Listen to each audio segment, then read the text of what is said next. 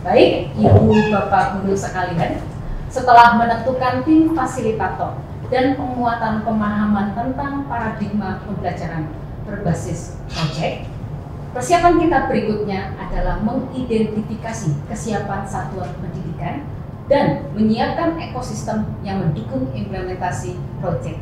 Identifikasi dimaksudkan untuk mengetahui pada level mana satuan pendidikan kita. Untuk itu, Ibu dan Bapak Guru, marilah kita simak video berikut ini. Oke, baik, Pak Siko, silakan menyampaikan hasil proses persiapan yang kita lakukan kemarin. Iya. Terima kasih ya Bu Prima. Nah, sesudah kita menentukan tim fasilitator, nah langkah kedua ini kita identifikasi kesiapan sekolah. Nanti selanjutnya barulah ada penentuan dimensi dan tema project profil. Langkah identifikasi ini dimaksudkan untuk menentukan level atau tahap kesiapan sekolah dalam menerapkan project profil. Ya, seperti dalam panduan yang kita baca, ada 3 tahap penerapan project profil di sekolah, yaitu tahap awal, tahap berkembang, dan tahap lanjut. Nah, dari proses identifikasi kemarin, sekolah kita menentukan berada pada tahap berkembang. Maaf nih Pak Siko, kasih tahu lah caranya tim ini mengidentifikasi sekolah kita untuk menentukan tahapannya. Ya Pak John, identifikasi dilakukan berdasarkan pertanyaan. Seperti apakah sekolah sudah biasa menerapkan proses pembelajaran berbasis proyek. Dan juga, yang paling penting, apakah sistemnya mendukung? Apakah sekolah memiliki sistem yang mendukung atau tidak? Seperti itu. Kan ada tahap berkembang, ada tahap lanjut. Nah, apa pula itu? Artinya sekolah kita boleh atau berkewenangan untuk memodifikasi modul-modul yang sudah disediakan oleh pemerintah, gitu. Tapi harus sesuai dengan kebutuhan dan keadaan sekolah, ya. Iya betul Bu. Memang sebetulnya sekolah kita ini sudah terbiasa untuk melakukan pembelajaran berbasis proyek seperti itu. Tapi memang proyek ini serasa sesuatu yang baru untuk dilakukan sekolah gitu ya. Sebenarnya Bu Nancy, praktiknya itu banyak hal yang sama. Bedanya kan hanya di project profil ini dimensi dan tema itu sudah ditentukan, ya kan? Sedangkan proyek yang biasa kita lakukan, topiknya ditentukan berdasarkan mata pelajaran, seperti itu. Sebentar Pak Siko, berarti sekolah lah yang menentukan dimensi dan tema proyek profil. Kepala sekolah sudah menyiapkan draft pengesahan modul proyek profil sekolah kita. Di dalam lembar pengesahan itu sudah dicantumkan dimensi dan tema proyek profil.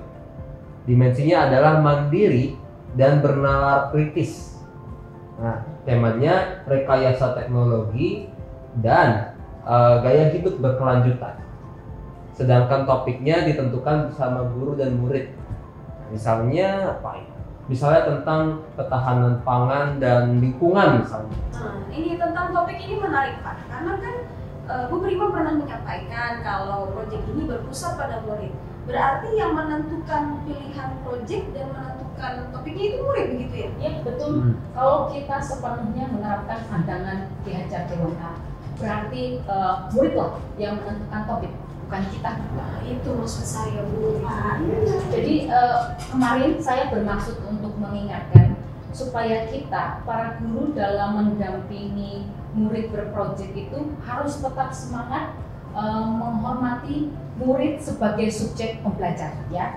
Tentu ini tidak mudah mengubah peran dan sikap kita yang biasa dominan. Tetapi kesanggupan kita untuk berubah itu akan membantu terciptanya perubahan ekosistem pendidikan di sekolah kita. Maaf nih Bu Prima, yang Ibu maksud perubahan ekosistem itu macam mana? Begini Pak John, jadi pembelajaran berbasis proyek ini kan memberi kesempatan kepada murid untuk mendapatkan pengetahuan dan pengalamannya menghadapi kenyataan hidup, ya. Itu berarti selain belajar dari sekolah, murid juga harus belajar dari lingkungan sekitarnya. Nah, ekosistem pendidikan yang dibutuhkan menjadi lebih luas, mencakup kesatuan sumber-sumber pembelajaran yang ada di sekolah maupun yang ada di luar sekolah.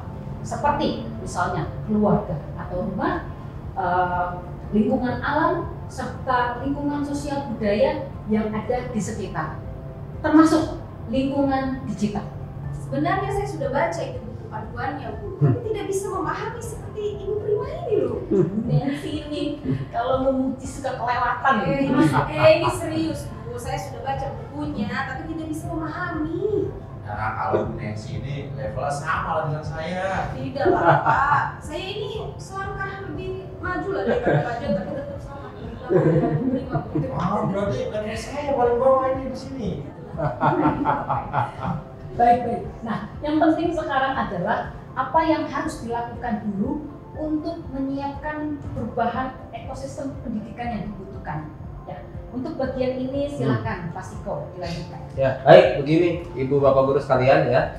Perubahan ekosistem pendidikan yang mendukung pembelajaran berbasis proyek ini ya, pada dasarnya bergantung pada apa yang akan kita lakukan gitu. Nah, sekurang-kurangnya ada 3 hal yang harus kita lakukan untuk menuju perubahan ekosistem pendidikan.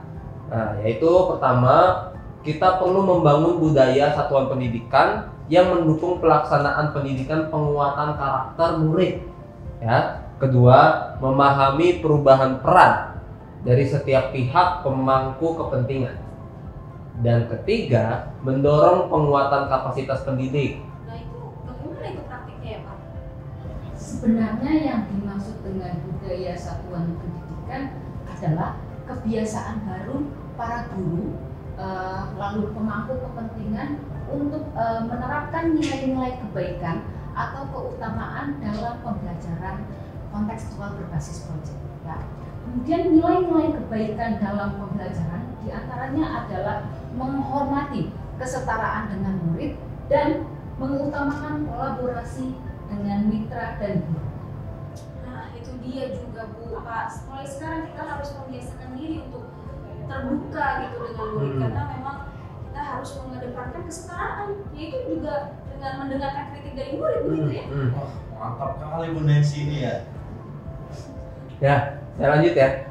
Yang kedua, memahami perubahan peran para pemangku kepentingan, terutama perubahan peran para guru ini ya. Ibu Nancy barangkali masih ingat perubahan peran guru yang pernah kita bahas kemarin. Oh iya, iya masih Pak. Karena kan pembelajaran untuk penguatan karakter ini berpusat pada murid. Maka untuk itu peran kita itu para pendidik ini harus mulai membiasakan diri untuk bertransformasi peran gitu Pak. Karena disitulah kita diharapkan juga untuk terbuka, belajar untuk mengubah perannya gitu ya. Nah, betul. Memang benar Ibu Nancy ini lebih maju daripada saya ya. Ya baik, terima kasih ya Bu Nancy ya. Selanjutnya adalah persiapan ketiga. Yaitu meningkatkan kapasitas para pemangku kepentingan, terutama lagi-lagi para guru. Peningkatan kapasitas ini bisa diselenggarakan secara informal, ya, melalui diskusi atau sharing antar guru.